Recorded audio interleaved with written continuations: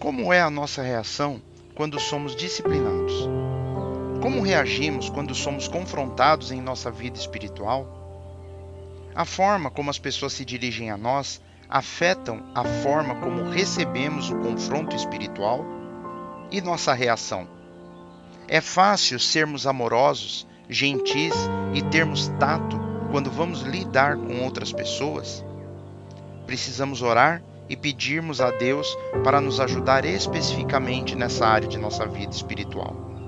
Temos que considerar cuidadosamente a nossa atitude quando formos confrontar alguém. A Bíblia diz, no livro de Provérbios, capítulo 12, versículo 18, da seguinte forma: Há alguns que falam como que espada penetrante, mas a língua dos sábios é saúde.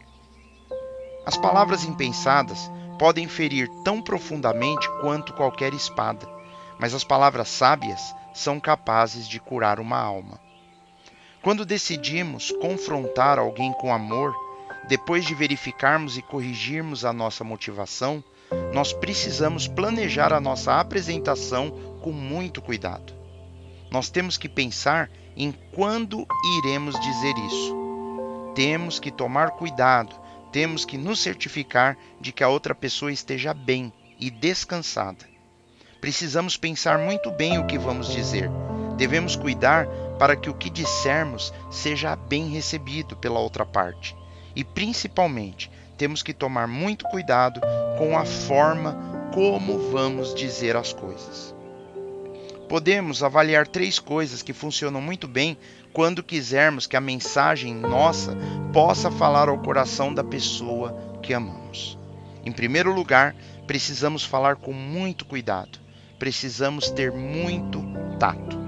A palavra de Deus nos diz no livro de Provérbios, capítulo 16, versículo 21, da seguinte forma: O sábio de coração será chamado prudente, e a doçura dos lábios aumentará o ensino. Uma pessoa sábia e madura é conhecida por seu entendimento.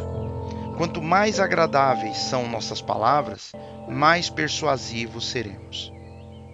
Nós nunca conseguimos influenciar as pessoas se estivermos agindo de forma tóxica. Se nós dissermos as coisas de uma forma ofensiva, o que falarmos será sempre recebido na defensiva.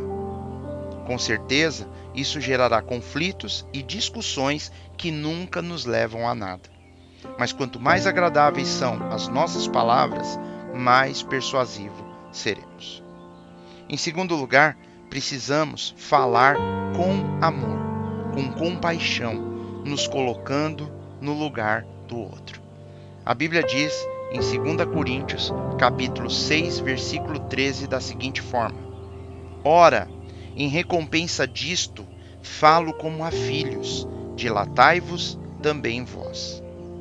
Paulo diz nessa passagem que ele está falando tão claramente o quanto pode e com grande afeição ao dizer que está falando como se falasse a filhos.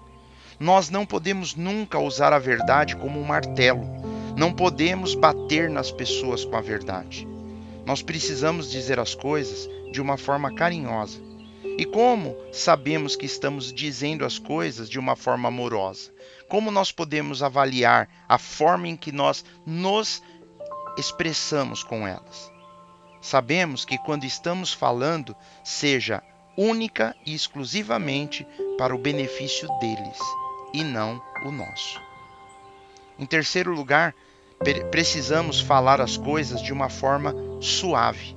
Podemos ver no livro de Gálatas, capítulo 6, versículo 1, o que Paulo nos diz. Ele diz assim: Irmãos, se algum homem chegar a ser surpreendido na alguma ofensa, vós que sois espirituais, encaminhai o tal com espírito de mansidão, olhando por ti mesmo, para que não sejas também tentado. Vemos aqui que se alguém está preso no pecado, nós devemos gentilmente levar essa pessoa de volta ao caminho certo. Ser gentil significa que nós baixamos a voz quando falamos com alguém e com isso mostramos a nossa humildade.